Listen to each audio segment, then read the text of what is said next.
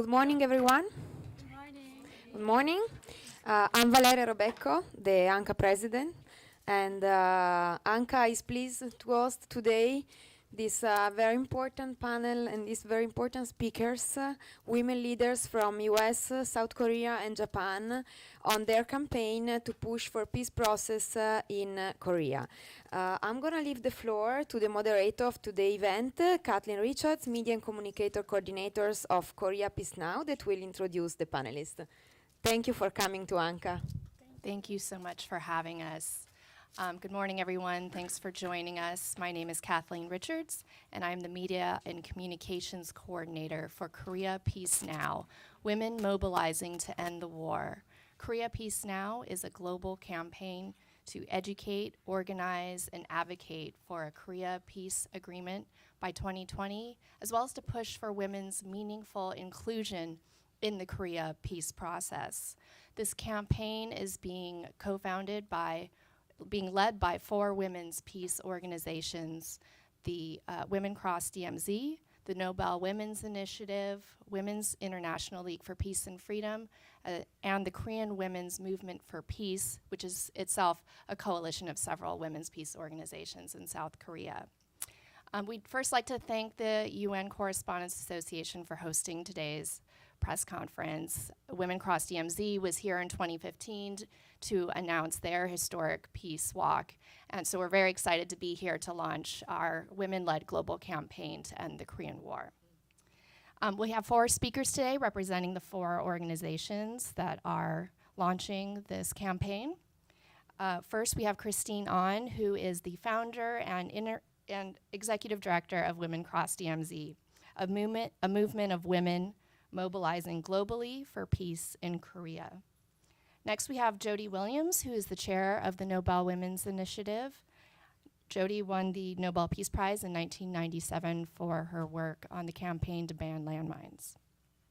Kozue Akibayashi is an international board member of WILF, and as well as a professor at Doshisha University in Japan. And finally, we have Mimi Han, who is the vice president of the World YWCA and an executive board member of the National YWCA of Korea. She's also an advisory member of the Ministry of Foreign Affairs' Women Peace Initiatives Committee. So we'll have the 4 speakers give their remarks, and then we'll have time for a Q&A at the end.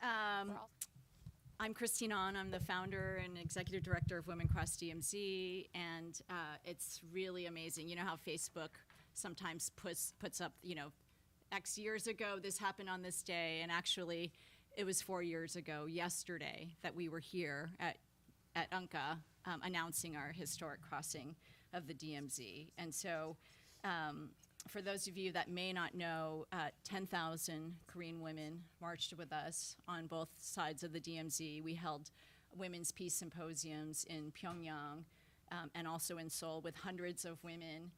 We marched, we called for an end to the Korean War with the peace treaty. We called for family reunions. We called for women's leadership in the peace process. And so here we are in 2019, and I am staying at the home of Gloria Steinem, who was one of the 30 women who went on that journey. And we were reminiscing about just the incredible transformation that has taken place since we made that historic journey.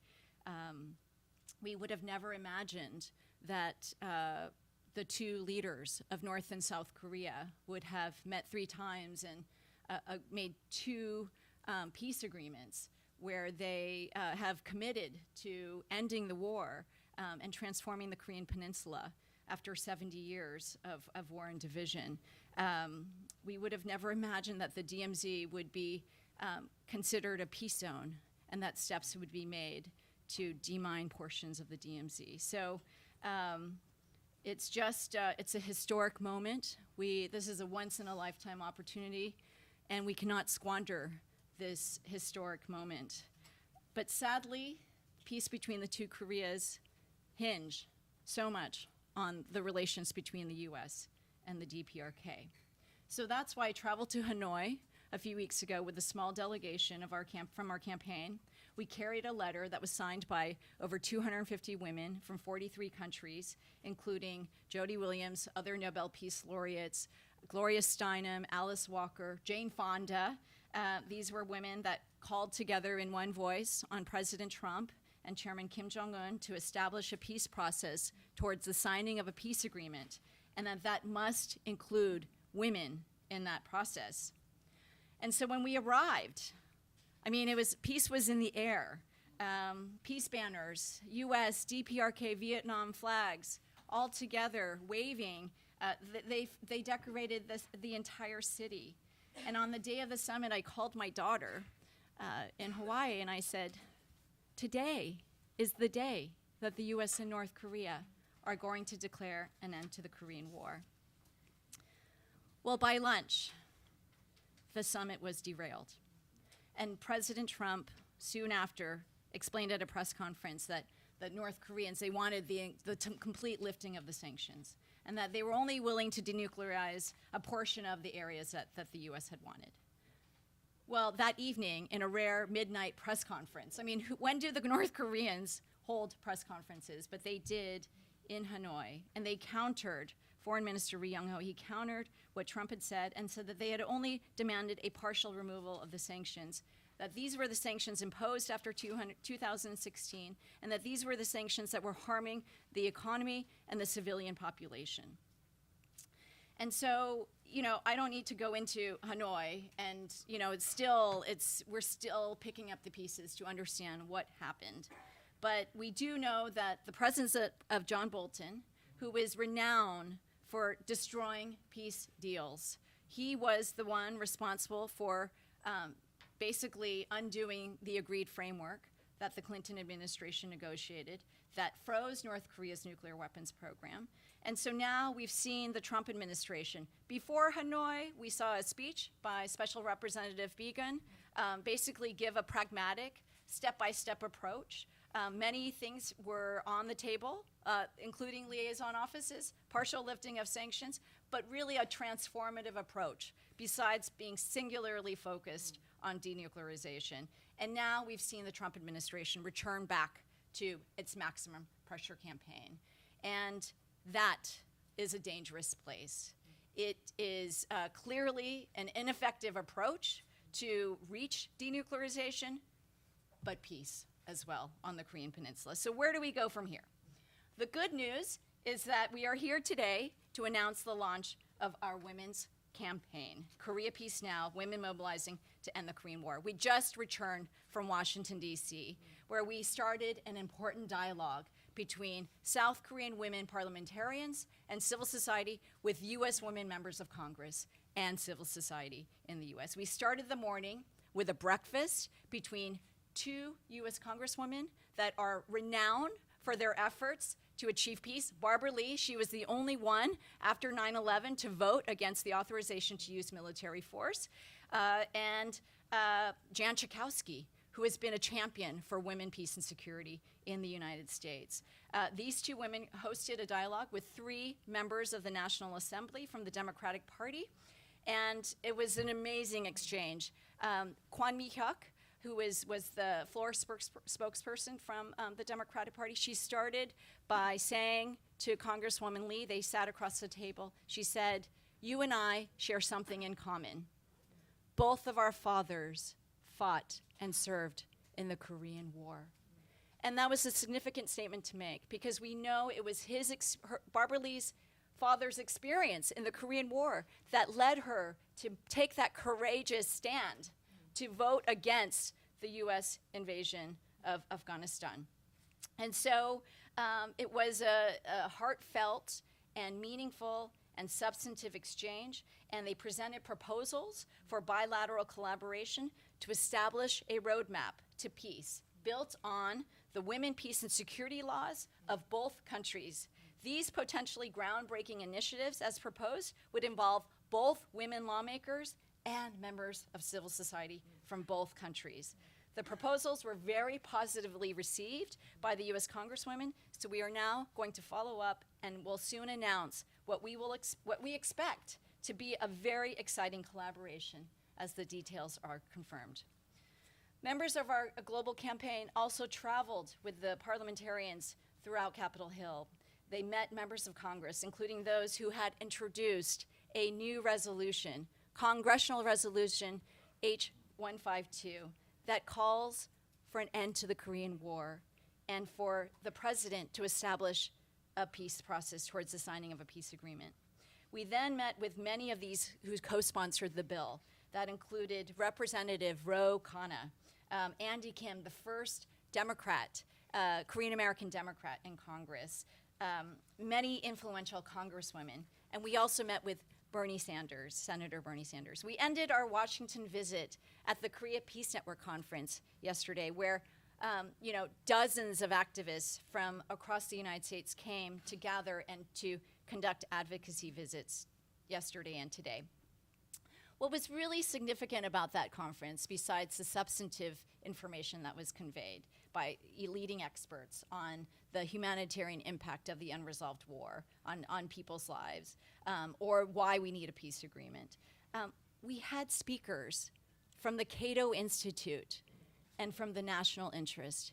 These are conservatives. Harry Kazianis, who is one of the leading experts always on Fox News, he was with the Heritage Foundation. He helped Senator Ted Cruz get reelected. So here we were together across political lines.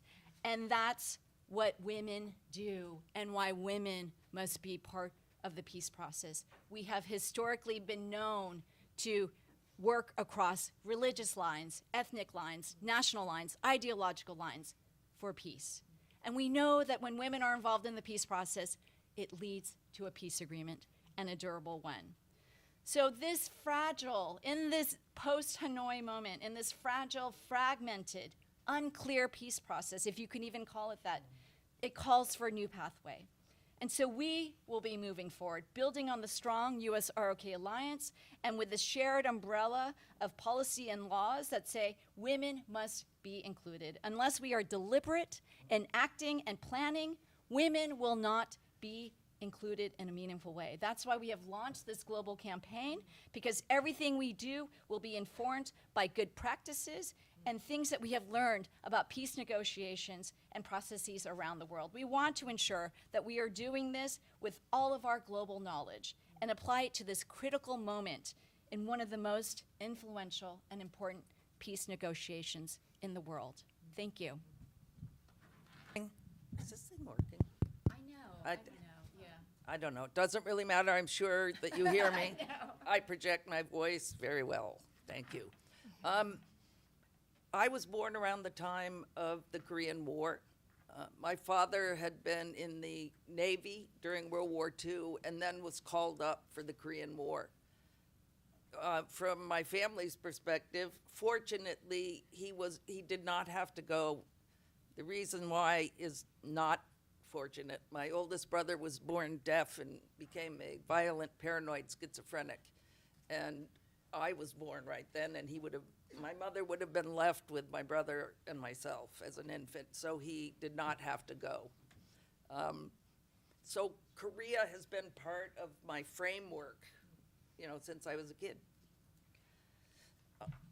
In the success of the mine ban treaty, the landmine ban treaty in 1997, after that I was invited by the South Korean campaign to ban landmines. We had 1,300 NGOs in over 90 countries working to ban anti-personal landmines. I was invited by the South Korean campaign, and I went, of course. And one of the things that we did during my time there was visit the DMZ at Pyongyang. And I also visited it again in a different spot, more on the western side of South Korea, in December. The change between 98 and December of 2018 is amazing and dramatic, and it gets lost in the hoo-ha surrounding the two strongmen as if they were the only vehicles for change, which is ridiculous. At the first visit to the DMZ, it was, you know, massive outlook post over the zone. It was all U.S. soldiers. I honestly do not remember if there were South Korean soldiers in the room, despite the fact it's their country. And it was pretty much designed to convince me and the campaign to ban landmines that, you know, as we looked at this horrifying zone, that it was critical to keep landmines there. And anyone who knows anything about military strategy knows that a landmine is like a mosquito bite on the rump of an elephant. It would not stop an invasion, especially in this day and age, the way invasions are carried out. When I went back in December, it was totally different. It demonstrated to me viscerally the changes that are going on between the North and the South, despite the strongmen. Everybody all the military were South Korean soldiers. There was not a lot of hoopla like there had been in my first visit. We went into the place, I don't know what it's called, the joint overlooking the zone, and it was a young South Korean soldier who gave the briefing. It was really fascinating. He was enthusiastic. He didn't try to, you know, say how we had to have, you know, the demilitarized zone and we needed to be militarized. He talked about the changes. He talked about the fact that sentry posts were being taken down.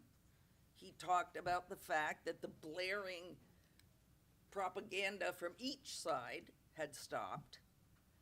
But most importantly to me, or most touching to me, was when he talked about his first entrance into the zone to meet North Korean soldiers. And they were meeting both for demining projects in order to make the zones where they were looking for the remains of U.S. soldiers killed in Korea safe to step into.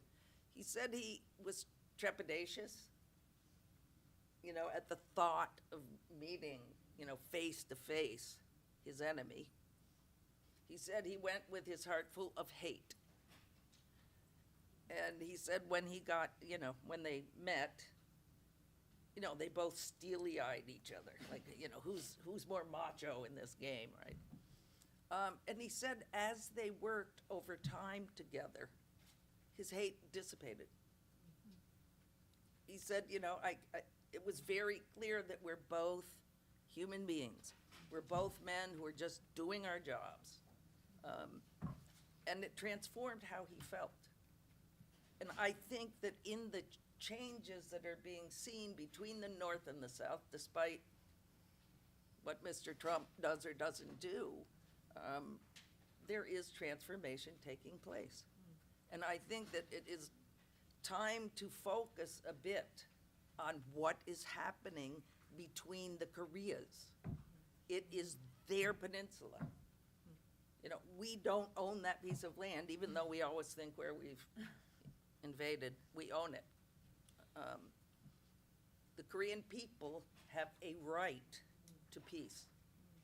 The Korean people have a right to dialogue, to converse. Families have the right to meet each other after 70 years of being separated. I guess I would end with some words of that fellow you mentioned whose name I didn't. Harry Kazianis. He's named like my dog, Harry. Harry, except my dog is Hieronymus Bosch. Anyway, Harry did amaze me. He really did. I mean, he started out his talk saying that he had been a total hawk, totally against, you know, any, conversation with North Korea. You know, and the denuclearization was, you know, in the forefront of his right-wing brain. Not the right side of his brain, his right-wing brain. And he said he's changed his thinking. No, he finally started seeing the logic of a peace process. And Korea, North Korea, if I were North Korea, I would not give up my nuclear weapons until there was, confidence building. They have the nuclear weapons in part because they're terrified of the United States perched on their border. Who logically, we're not supposed to think logically. If we think logically, why would they give up their nukes at this point when there is still a state of war on the peninsula? It's not logical. First, you need, a peace agreement. Then you need more confidence-building measures, lifting partially, perhaps, the sanctions and moving toward lifting them totally. And then you can get to the talk about denuclearization. And if I were Mr. Kim, I'd be asking the U.S. to denuclearize as well. In fact, all those countries that hold nukes over our head should have been denuclearized by now long ago. I think we need to start thinking logically about the process of peace. And it is not, I'm going to give you my stuff and then you'll turn away and do whatever the hell you want. So, as Christine eloquently said, this campaign, Korea Peace Now, I can't remember the whole thing. Sorry, it's long. My brain is short. Because we want to support the processes going on despite the strongmen. And with the strongman from the north and Moon from the south. We also know, it's not we just believe this, we know that when there is diversity in a peace process, peace is sustained for, normally peace, 50% of peace processes collapse in 5 years, 4 or 5. When it is a diverse group of people, civil society, women, etc., and of course the men with the weapons, when everybody's perspective is included, they last 3 times as long. Ergo, it is, again, logical, if you want sustainable peace, that you have a diverse group at the negotiating tables. Thank you. Thank you, Jody, for those remarks. Now we'll hear from Kozue Akibayashi. Thank you. Is it hello? Is it on? Okay, good. I don't have very strong voice, so I need a microphone. But thank you very much for being here, and thank you very much for listening to what I'm trying to say. I am here to represent Women's International League for Peace and Freedom, which is the first international women's peace organization. Is started in 1915, and we have been around since then because we have not really been able to achieve a peaceful world yet, and there are a lot of work to do still. I'm also part of the campaign from the beginning because not only with wealth, but I am Japanese, and to start with some personal reflection, what around the Korean Peninsula issue was that I grew up in Japan in something called high economic growth period. I was born in '68, so you know how Japan recovered from the war that we started in 1930s, and even before started our invasion of Korea officially 100 years ago. So this is the 100th anniversary of the independence movement of South Koreans, and we have a lot to do in Japan. And so I was benefited from the economic growth that came from the Korean War. Japan was spared people and its leadership from taking accountability of the war. And meantime, it was the Korean Peninsula. Again, that was made battlefield. So and that's not the, and that's not the other part of the history that we learn in Japan. It's very, very shameful. And I just have to lay out all these because on March 1st, when, no, on March 1st, it was very shameful of my government to issue a warning to visit South Korea for a Japanese national because it's an Independence Day over there, and any Japanese nationals have to be careful about being exposed to this movement. There's no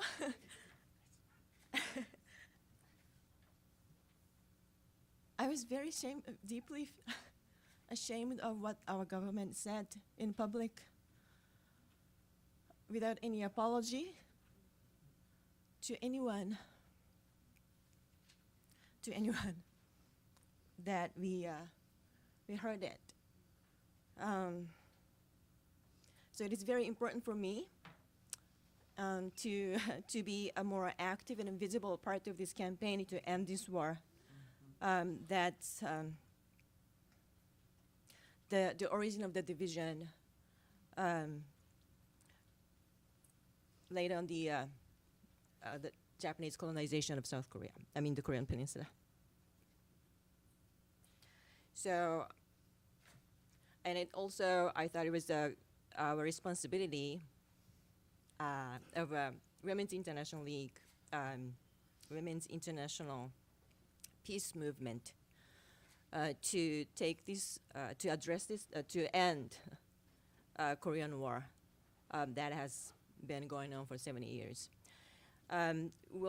WELF, Women's International League for Peace and Freedom, has now 38 sections all over the world, and we are determined as an international with global reach. Each one of us has can do to end this war. We have been active in lobbying at the United Nations. We have a coordinator, a campaigner from South Korea, working in Geneva and New York and South Korea to mobilize women's peace movement around the world, again, to end the Korean War once and for all. We are also active in denuclearization, nuclear abolishment. So we are trying to get rid of nuclear weapons from the world. We are part of the WILF is a part of the ICANN, organizing members of the ICANN who received Nobel Peace in when was that, 2017? 2017, and we are calling for a global denuclearization, again, nuclear abolition. When we look at the other issue, like Jody lays out, it's not the only problem that the DPRK has, the nuclear weapon. Many other countries have many more, way more than what DPRK has. And denuclearization has to be global. You cannot ask one country to get rid of that. And the reason, the rationale is just, Jody explained eloquently. So we are mobilizing the global denuclearization, nuclear abolition in our organization, and that is a very important part of this campaign. We are also, WELF is also have behind this, behind promoting women, peace, and security agenda at the United Nations. We are part of the first NGOs to start 1325 in 2000, and we have been very successful in organizing many different peace processes with the women's participation. So now we are ready to be part of this peace process on Korean issue with more women's participation, meaning that we're not we are not only looking at the more women's participation, we want to make sure this peace process to be durable and lasting. And it's good for, we want to make sure that it's good for all people. And the concept of security has to be redefined, as we say, from a feminist perspective. That means that it has to have people's well-being first, not the amount of weapons that other male leaders think that can give you safety or security. Security has to be about everybody's everyday life, that you can sleep well at night, you don't have to worry about tomorrow. Meeting basic needs for everyone should be the central issue of our security, and that has not been put forward.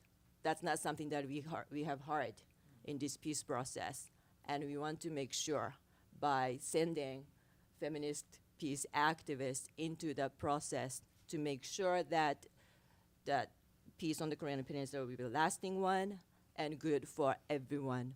Not only the people on the Korean Peninsula that you have the first priority, of course, but another aspect of that, the significance of the peace on the Korean Peninsula is a regional one. I have been working on this U.S. military build-up, the problem of that in Japan and neighboring countries. Particularly, I'm sure you're familiar with the military build-up in Okinawa, Japan. Another colonialism that Japanese men and Japanese people imposed. And all these military build-ups in Japan have been rationalized, quote unquote, by the Korean War, because there's a war going on still. We need these bases. And meantime, well, sorry, folks in Okinawa, we have to have this, your life, well, practically that means that your life doesn't really matter because they are larger good. And so a part of the reasons, another reason that I've been active in this campaign is that, well, we have to end this war so that we will end this military build-up in Japan, and particularly in Okinawa.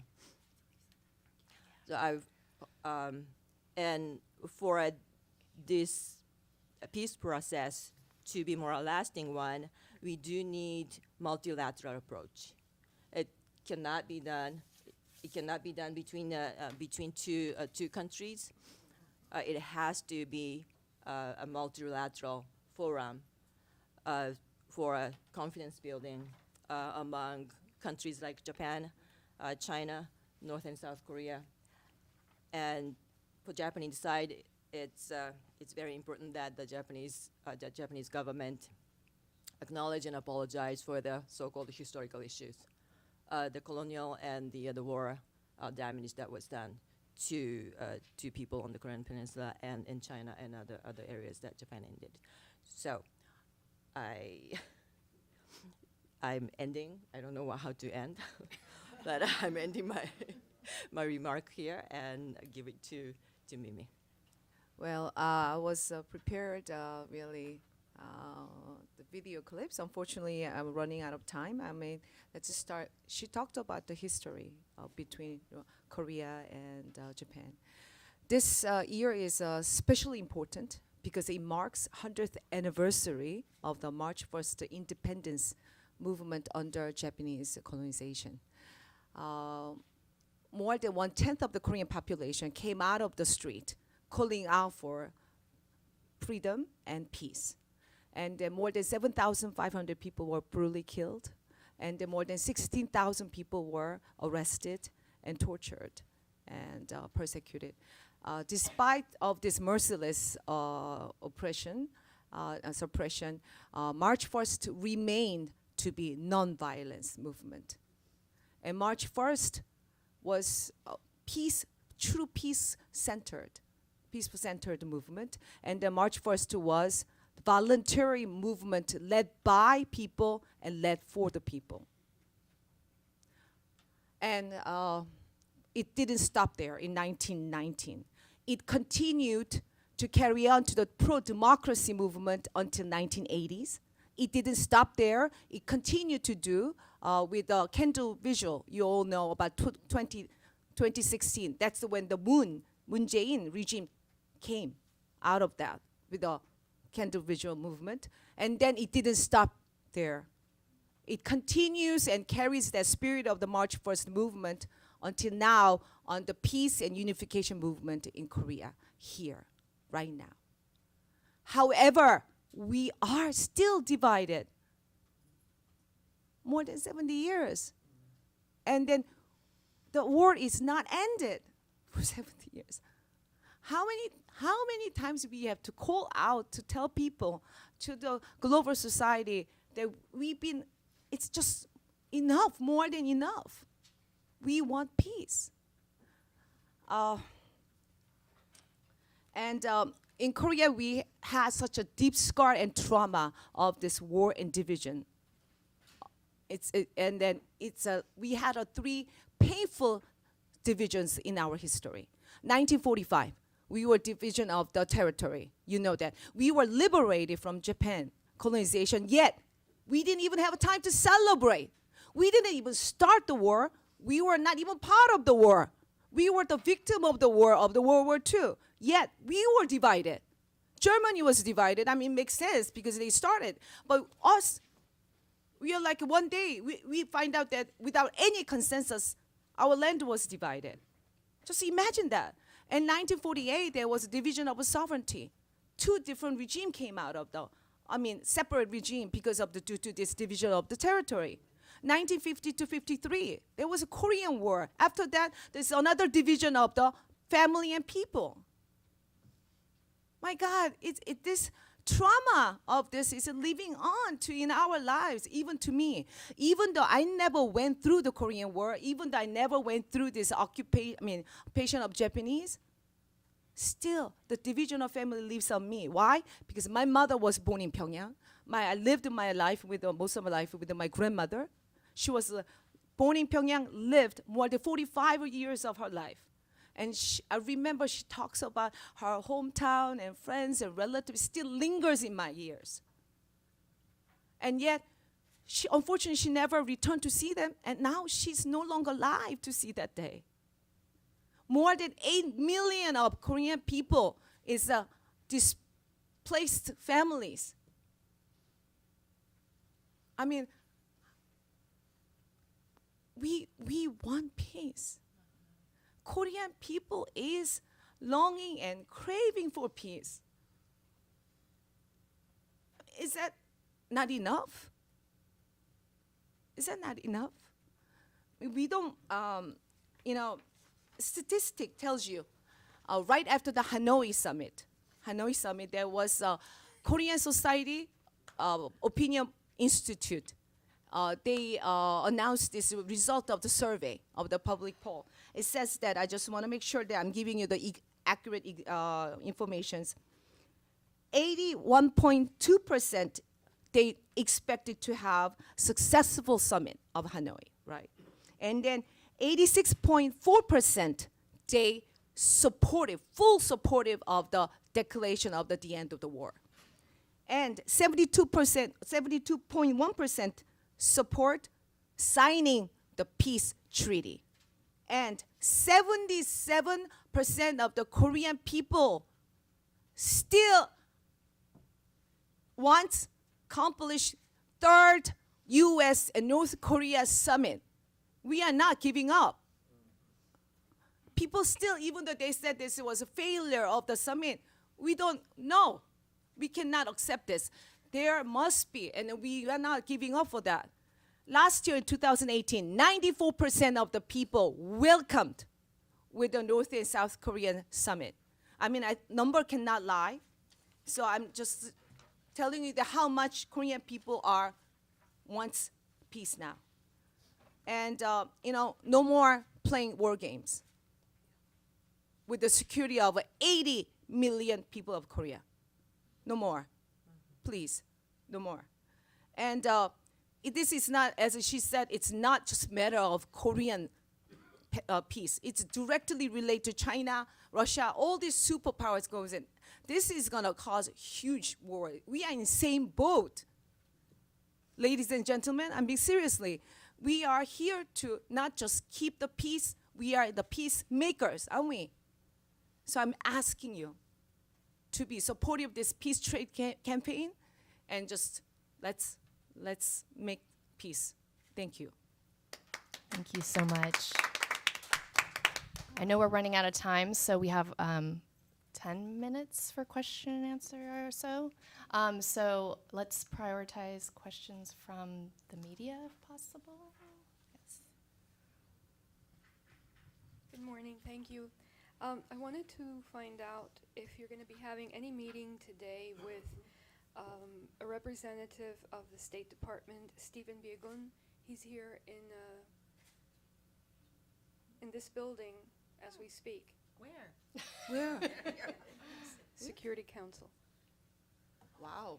Well, thanks for letting us know, because we actually sent a letter to Mr. Began when we were in Hanoi, and we were in close communication with his senior staff. And we had requested a meeting in Washington, D.C. With the State Department while we were there for a few days. And unfortunately, he was not able to meet with us at this time. But we really feel it's important to keep knocking on the door and to keep engaging both the U.S. and the North Korean, and obviously the South Korean governments, and China. We believe is going to be important to continue to engage, but especially the U.S. and North Korea. So thank you for letting us know. We'll try to find Mr. Beacon somehow. Also, if you could identify yourself first before asking a question. Thank you. We have one in the back. This is Kevin Pinner from Sankei newspaper.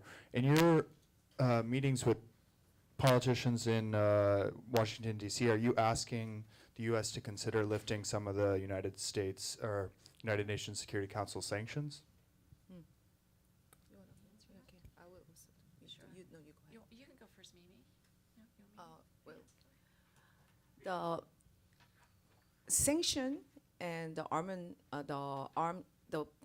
physical pressure by military does not enhance any peace process. It's not. Woman is asking for peace in a peaceful way. It's not absence of weapons and war. It's not. That's not peace. What woman wants. We want more holistic way of this humanitarian, peace. And anyway, go back to that sanction. Yes, we are, because it is hurting the most vulnerable people in North Korea right now.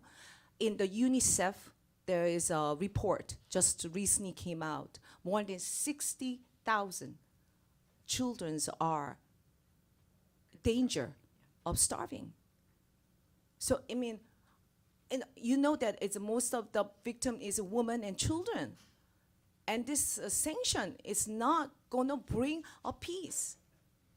And I believe that it has to be step by step. Denuclearization is, we also want it. I mean, please. Everybody wants denuclearization. It's not like we don't want it. We want it. Human rights, we want it. I mean, I'm obviously civil rights. I'm here on behalf of the civil rights. Of course, civil society, we want it. I'm just saying that if there is war, there's no human left to talk about human rights. Isn't that obvious? I mean, come on. It has to go by, I don't mean as, it has that, we have that goal, denuclearizations. We have that whole, we have the same goal, but you don't do it in just especially sanctions.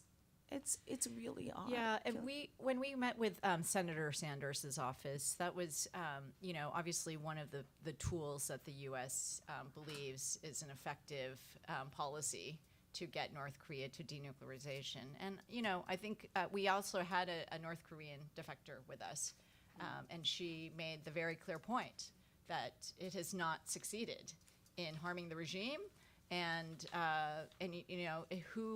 when we look at the Security Council sanctions, they're targeting specific industries that impact North Korea's civilian economy, fisheries, but let's look at textiles.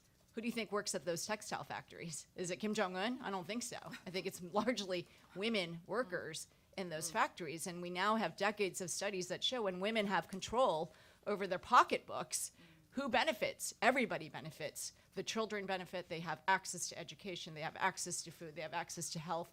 So what are we doing in terms of these sanctions that impact the human rights of the North Korean people? Let me just add one more thing. You know, Tamiflu, that's like a medicine for the flu. It's not going in. They said that, wow, it's a humanitarian, something that they will allow us to go to the, you know, to support North Korea. It cannot go in because of the vehicle.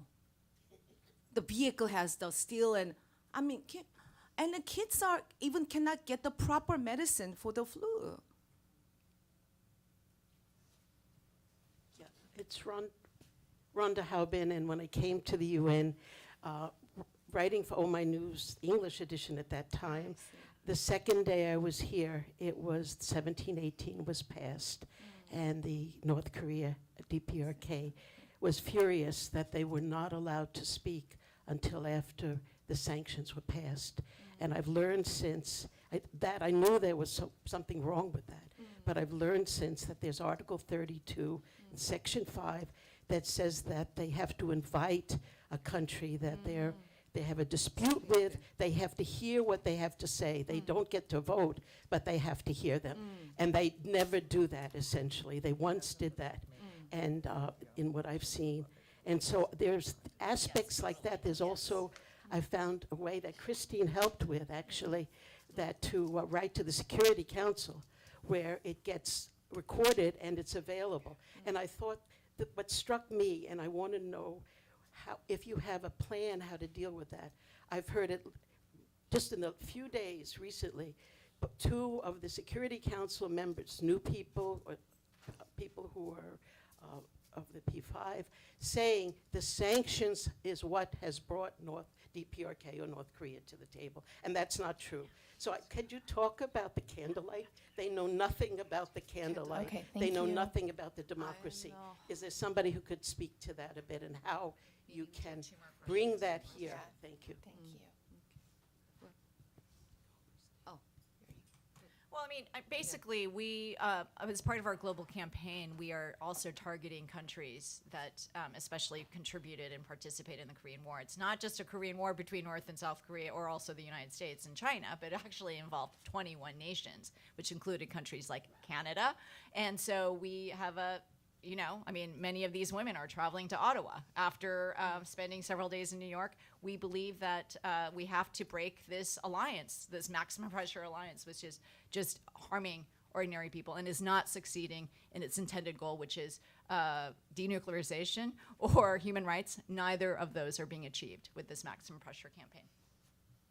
Thank you. Another I question? will answer later. Thank you. 2 years ago, Carla Say Global Research. 2 years ago, I went to North Korea. I was in Pyongyang. And I will give you my life on this. North Korea will never initiate a military action.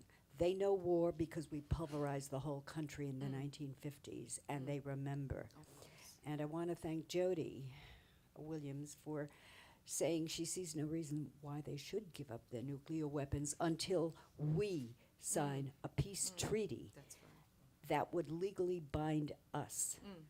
And regarding the sanctions, I have brought this up at every single press briefing with every ambassador on the Security Council. And they hide behind the so-called humanitarian exemptions. Those do not work. And I believe someone who had studied the sanctions in Iraq to find out why so many children were dying found out that humanitarian aid was being blocked, and she found out that the United States was behind that. So the question is, how do you get these if you're going to sanction any country, it should be my own, you know. I mean, we're about to start another war.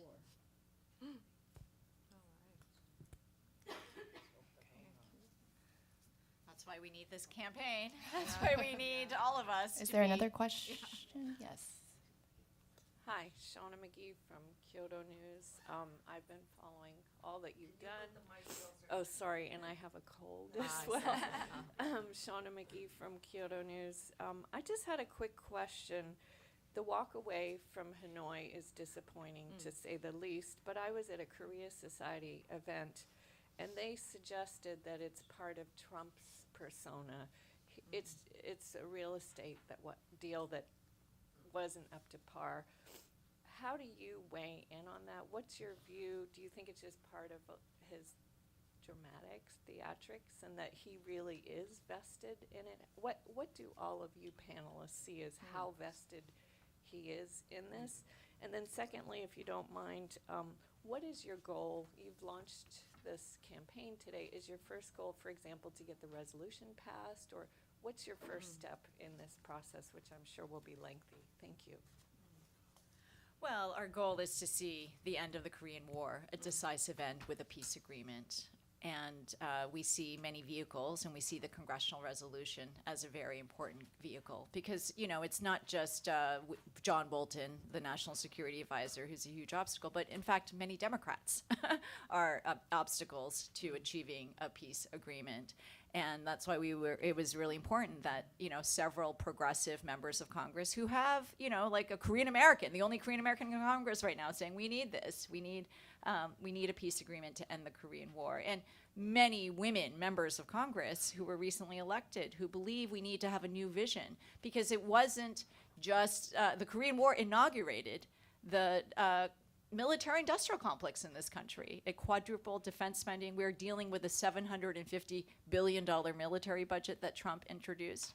So, I mean, I'm giving my personal take on your earlier question about, is this just Trump grandstanding? And, you know, my initial reaction is, I think the prospect of a Nobel Peace Prize is obviously it's a huge foreign policy win for Trump. He came into office saying there's no way that a long-range missile will reach the United States. And, you know, in his watch, clearly North Korea succeeded in testing that ICBM. But I think, you know, it is good. We are not at 2017. We are not at fire and fury. Military tensions have been reduced. There's a part of me that felt that what was happening also during the first day of the Hanoi summit in Washington, D.C., the Michael Cohen hearings. And I think Trump, you know, there was so much opposition across partisan lines, whether it's Democrats or Republicans who were saying, and, you know, I mean, the whole think tank community in Washington, D.C., that all benefit from the military-industrial complex, you know, funded by Japan or defense contractors, you know, they were all saying no deal is a good deal. Right. And, you know, and he faces that kind of opposition. We've been at war with North Korea for 70 years. Every prism through which we view North Korea is through one of war. And so I think it was an opportunity for him to say, I walked from a bad deal, but now it gives him a little political leverage for when there's an opportunity to do so. But what happened in the news yesterday? Spain is implicating the CIA for breaking into the embassy, in the North Korean embassy, right before the Hanoi summit. The ambassador to Spain at the time, the North Korean ambassador, who was expelled as part of the Security Council sanctions, as part of the maximum pressure campaign, was the chief, Kim Hyok-chol, was the chief negotiator for the North Korean team. And they put bags on the North Korean embassy staff. They beat them. They stole their computers and their phones. I mean, you know, so there's a part of me that says there's some really thuggish efforts taking place within the Bush or within the Trump administration, and I would say, lastly, the failure of a peace deal between the U.S. and North Korea is always pointed to the untrustworthiness of the North Koreans, when in fact we have seen time and time and again it's been the divisions actually within each administration. So we see a clear fissure between Biden and Bolton. And we also have seen when the administration succeeds in reaching a peace deal with North Korea to return home to an opposition Congress. We saw that with the 1994 agreed framework where Clinton negotiated, but promised the light water reactors, promised the heavy fuel, and Congress would not authorize payment of those. So we have a lot of work to do in the United States, so that's why our first stop before coming here to announce the launch of our campaign was to Washington, D.C. Thank you. Hi, Frank Asiarda from TRT World TV. I have a question for the panel. You talked about reunification. How would you see a reunification government being formed? Is there room in Blue House for Kim Jong-un and Moon Jae-in in the same place? Well, I don't want to sound like I'm an idealistic person, but in May, because well, more than 5,000 of our history, we've been together. I mean, we are the same, brothers and sisters. One day, but we are not in a hurry. Even government level wise, and even citizens. For example, before this South Korean North Korean summit, especially young generation, they really had no interest. They were willing to accept them as a separate country or divided country. Now, 5% of the young people consider, that's a survey just came out, saying that consider as North Korea as an enemy, 5%. That is humongous reduce. It's amazing. So Korea is changing. Korean people are really, and for example, in a guard post, it's been, they're removing right now. They're making actually, in Panmunjom, they're gone. The security, it's and we are trying to reconnect with the railroad and road. Obviously, we trying to do launching it, but it didn't happen because of the economic sanctions. It's just stuck there. But we're trying to reopen this Kaesong industry, which is helping the people, vulnerable people there to, community. And then we opened this Kumgang Mountain. We are trying to last year, 38 official, just to last year until December, 38 official interchange of this between government to government level to the city, civil to civil. It happened. It's happening. And yet I see that I went to Washington, I was so surprised. They didn't know anything about this. And I was like, hello, are you sure you have a CNN, all this? Media, where is all this information gone? And we were, even congresswomen included, we were just overblown by it. So I was like, okay, I think I better come like every month to give you a briefing or something, yes. Despite all the summits, that we probably see Moon Jae-in as the driver of the entire process. Yes. We want to, but I feel like sometimes we feel like we are, what is it, chauffeuring? The Chauffeur. person who hired to drive. Chauffeur. Chauffeur, with somebody is telling, I will be honest, we have said, it's not a joke, but we say that if Washington, United States cough, we get flu. Wow. But it's sad to say that. And then I said to Sanders, to the Ro Connor yesterday when I met him, I said, this is what your resolution for the 5152, it's making us such hope and really giving us such encouragement. And as we see that, wow, there's people in Washington truly knows what is what peacemakers. Thank you. Thank you, everyone, for coming. I think that's all the time we have for questions. If you want more information about that campaign, our website is koreapeacenow.org. Thank you. Thank you. Thank you. Thank you. You made me cry all the time. I know.